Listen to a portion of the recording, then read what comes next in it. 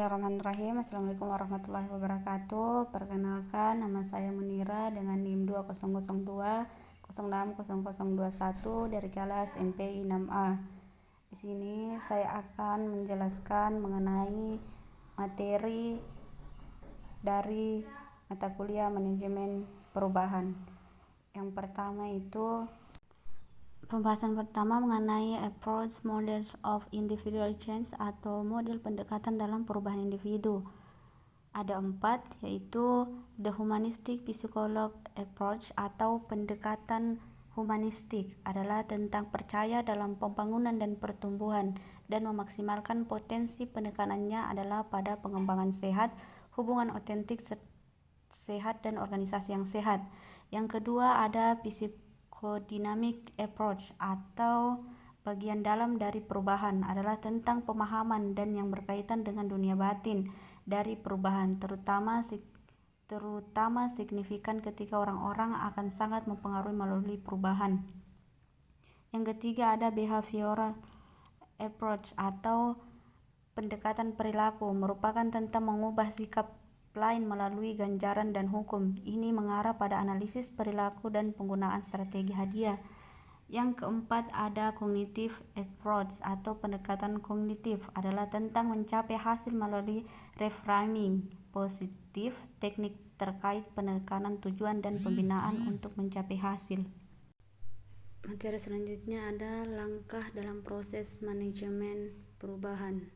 Yang pertama ada fase pencairan, merupakan tahapan di mana orang mempersiapkan sebuah situasi untuk perubahan, menciptakan kebutuhan akan perubahan minimal tantangan dalam perubahan. Kedua, ada fase mengubah, merupakan tahapan yang mencakup tindakan modifikasi aktual dan mengubah individu dan kelompok serta tugas-tugas struktur dan teknologi.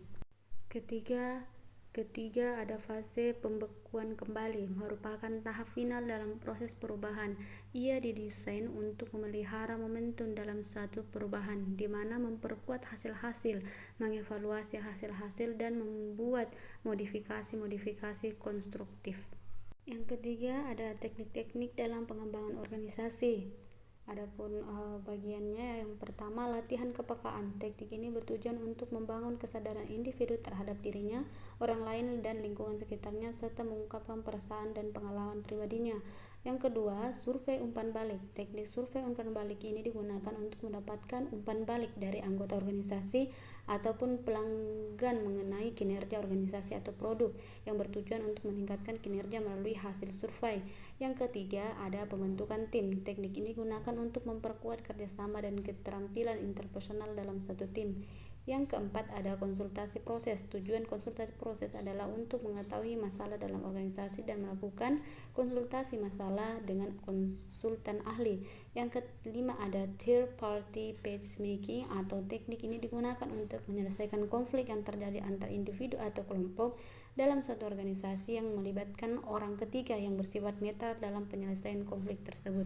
Berikutnya ada jenis masalah dalam perkembangan organisasi. Yang pertama, peran dalam diri seseorang. Peranan dalam diri seseorang di mana permasalahan timbul karena peraturan yang tidak dapat diterima oleh anggota organisasi sehingga ia memilih untuk tidak melaksanakan peraturan yang telah ditentukan. Yang berikutnya masalah antar peranan, di mana permasalahan timbul diakibatkan seseorang menjabat 2 atau lebih posisi sehingga menghambat kinerjanya dalam pengembangan suatu organisasi. Yang berikutnya masalah yang timbul karena seseorang harus memenuhi harapan beberapa orang. Misalnya seorang rektor yang harus memenuhi permintaan setiap dekan-dekan fakultas atau dekan fakultas yang mengakomodasi semuanya. Yang berikutnya masalah komunikasi, di mana timbulnya masalah dalam organisasi ketika informasi yang disampaikan dalam organisasi yang disaling bertentangan sehingga menimbulkan salah paham antar anggota atau pengurus organisasi. Yang berikutnya adalah tahapan pengembangan organisasi. Dalam tahapan pengembangan organisasi ada 5, yaitu pembentukan tim, brainstorming, penyelarasan, pelaksanaan, monitor atau evaluasi. Yang berikutnya adalah analisis SWOT. Dengan menggunakan analisis SWOT dalam suatu bidang organisasi dapat mempermudah suatu organisasi dalam menentukan strategi yang dapat diambil dalam menentukan kualitasnya. Karena dengan menggunakan analisis SWOT, kita dapat langsung mengetahui dengan baik 4 aspek, yaitu strength atau kekuatan, weakness atau kelemahan, opportunity atau peluang, dan threat atau ancaman. Contoh penggunaan analisis SWOT terhadap implementasi teknologi finansial yang tertera bahwa dengan menggunakan analisis SWOT, perusahaan perbankan dapat mengetahui bahwa teknologi finansial ternyata memiliki tingkat efektivitas yang baik untuk meningkatkan kualitas layanan perbankan di Indonesia, sehingga pihak manajemen perbankan dapat mengimplementasikannya untuk menjangkau seluruh lapisan masyarakat yang ada di Indonesia.